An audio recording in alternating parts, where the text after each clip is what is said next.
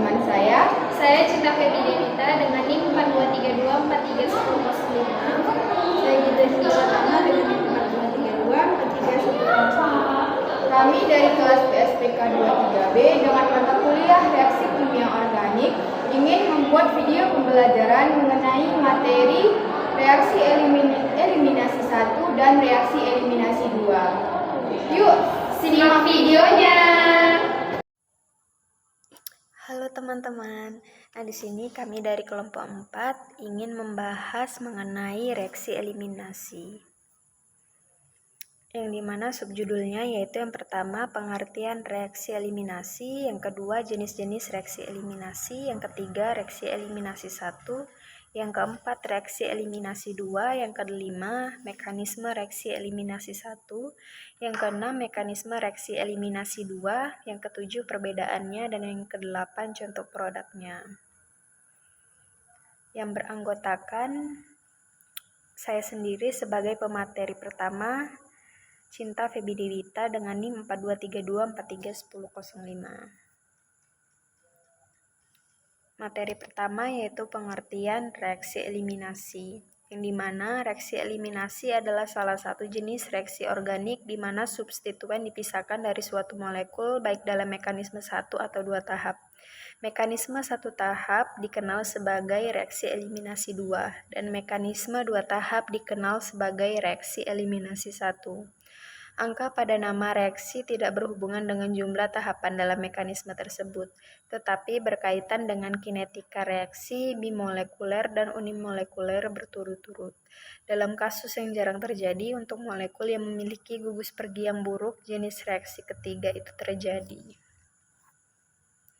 Adapun jenis-jenis reaksi eliminasi, yang pertama reaksi eliminasi 1 yang disebut dengan unimolekuler, dan yang kedua reaksi eliminasi 2 yang disebut dengan bimolekuler.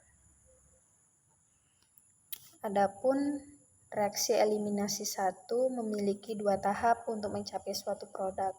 Tahap pertama itu sangat lambat, identik dengan tahap pertama reaksi SN1, yaitu tahap ionisasi membentuk karbokation. Tahap kedua berlangsung sangat cepat. Reaksi eliminasi basa itu merebut sebuah proton dari sebuah atom karbon yang terletak berdampingan dengan karbon positif. Alkil halida tersier lebih cepat bereaksi dengan eliminasi 1 dibanding dengan alkil halida yang lain. Reaksi eliminasi 1 dari alkil halida berlangsung pada kondisi yang sama seperti reaksi SN1 atau pelarut polar basa sangat lemah. Oleh karena itu, reaksi eliminasi 1 dan SN1 adalah reaksi bersaingan. Adapun mekanisme reaksi eliminasi 1 yaitu terjadi mirip seperti mekanisme SN1, diawali dengan pelepasan gugus pergi membentuk karbokation. Perbedaannya pada tahap berikutnya basa mengambil H-beta dan membentuk ikatan rangkap. Sedangkan pada substitusi reaksi nukleofil menyerang pada karbokation untuk menghasilkan produk substitusi. Dapat dilihat gambar tertera yaitu SN1 nukleofil itu menyerang karbokation dan menghasilkan dua atom karbon yang mengikat H dan nukleofil. Dalam reaksi SN1 nukleofil. Baik, di sini saya akan menjelaskan mengenai materi lanjutan dari teman saya, yaitu dengan materi jenis-jenis reaksi eliminasi. Adapun reaksi eliminasi terbagi menjadi dua. Yang pertama yaitu reaksi eliminasi 1 yang disebut dengan unimolekuler, dan reaksi yang kedua disebut dengan reaksi eliminasi 2 atau disebut dengan bimolekuler. Materi selanjutnya di sini saya akan membahas mengenai materi reaksi eliminasi 2, yang dimana reaksi eliminasi 2 ini adalah reaksi kimia di mana sebuah atom atau gugus lepas dari molekul organik dan ikatan rangkap 2 terbentuk pada saat yang bersamaan. Adapun karakteristik reaksi eliminasi 2 dapat kita lihat pada layar di depan, yaitu ada tabelnya. Yang pertama, karakteristik kinetika pada reaksi eliminasi terjadi pada orde kedua. Terus mekanismenya terjadi dalam satu langkah, identitas R-nya, semakin banyak substitusi pengganti halida, reaksi semakin cepat. Adapun lajunya bisa dilihat dari layar di depan, dan gugus pergi, semakin baik gugus pergi, reaksi semakin cepat. Adapun basanya dibantu oleh dengan basa kuat, pelarutnya dibuat oleh pelarut polar aprotik. Itulah tadi karakteristik reaksi eliminasi 2. Kedengaran Kang ya? Apa ya? Ajan. Nah, lah. Itu dah.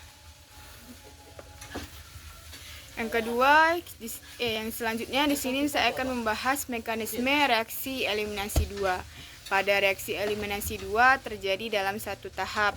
Dapat kita lihat contoh yang ada di layar, yaitu di mana nanti OH-nya akan menyerang H sehingga membentuk H2O, Br-nya lepas dari C tersier yang akan membentuk H2O plus Br, yang dimana hasil seluruhannya yaitu C berikatan tunggal dengan CH3 dan C juga berikatan tunggal dengan CH3 dengan berikatan rangkap dengan CH2 ditambah H2O ditambah Br, yang dimana itu reaksinya itu terjadi adalah basa OH min menghilangkan proton dari beta karbon menghasilkan H2O. Pasangan elektron pada beta ikatan CH dibentuk dari ikatan baru V. Kelompok meninggalkan Br datang dengan pasangan elektron dalam ikatan CBr. Itulah tadi mekanisme dari reaksi eliminasi 2 yang terjadi dalam satu tahap. Baik teman-teman, di sini saya akan menjelaskan mengenai perbedaan dari mekanisme E1 dan juga E2. Nah, perbedaan utama antara reaksi eliminasi E1 dan juga E2 itu dapat kita lihat dari segi mekanisme dan juga kinetikanya. Nah, kalau dari mekanismenya itu reaksi eliminasi E1 mekanisme antar dua langkah, sedangkan reaksi eliminasi E2 antar satu langkah mekanismenya. Nah, dari segi kinetika, reaksi eliminasi E1 bersifat unimolekuler ataupun orde pertama, sedangkan reaksi eliminasi E2 bersifat bimolekuler ataupun orde kedua. Nah, dapat kita lihat teman-teman bahwa reaksi eliminasi Hoffman pada gambar tersebut merupakan proses kimia yang melibatkan beberapa langkah. Adapun yang pertama, garam amonium kuarterner bereaksi dengan metil iodida sehingga dapat menghasilkan garam amonium kuarterner iodida. Nah, yang kedua itu ada garam amonium kuarterner iodida bereaksi dengan panas, oksida perak dan juga air. Nah, langkah yang terakhir yaitu eliminasi E2 yang menghasilkan alkena yang kurang tersubstitusi. Nah, di sini dapat kita lihat pada gambar bahwa produk dari reaksi eliminasi Hoffman ini alkenanya itu kurang tersubstitusi. Nah, itulah yang dikenal dengan produk Hoffman. Dapat kita lihat contoh dari produknya ya. Sekian video pembelajaran dari kami tentang reaksi eliminasi E1 dan E2. Semoga bermanfaat.